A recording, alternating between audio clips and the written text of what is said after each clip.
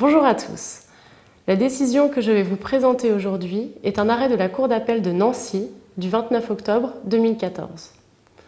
Un contrat de concession exclusive comportait une clause résolutoire permettant au concédant de résilier le contrat sans préavis en cas de manquement du concessionnaire à l'une des clauses fondamentales du contrat, et notamment son article 2.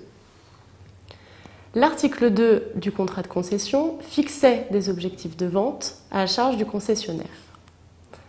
La clause résolutoire en cause comportait également une liste d'exemples de cas dans lesquels elle pouvait être mise en œuvre, sans faire référence toutefois à la non-atteinte de ces objectifs par le concessionnaire.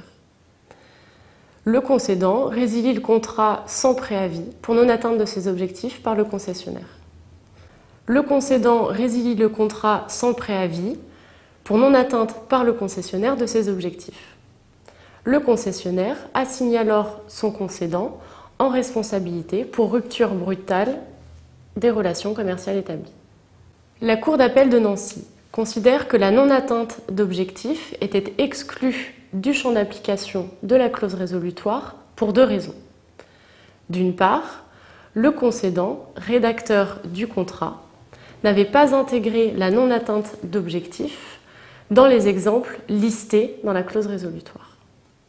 D'autre part, la clause d'objectif ne devait pas s'analyser pour la Cour d'appel comme une clause fondamentale du contrat.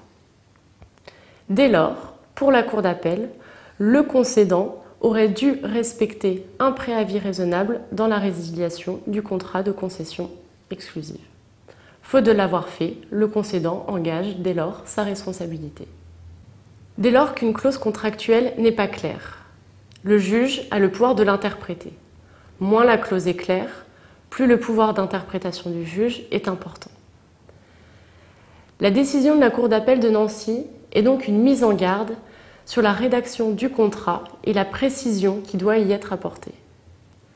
Le franchiseur, à l'origine des stipulations contractuelles, doit donc veiller à ne laisser planer aucun doute sur l'interprétation des clauses de son contrat de franchise.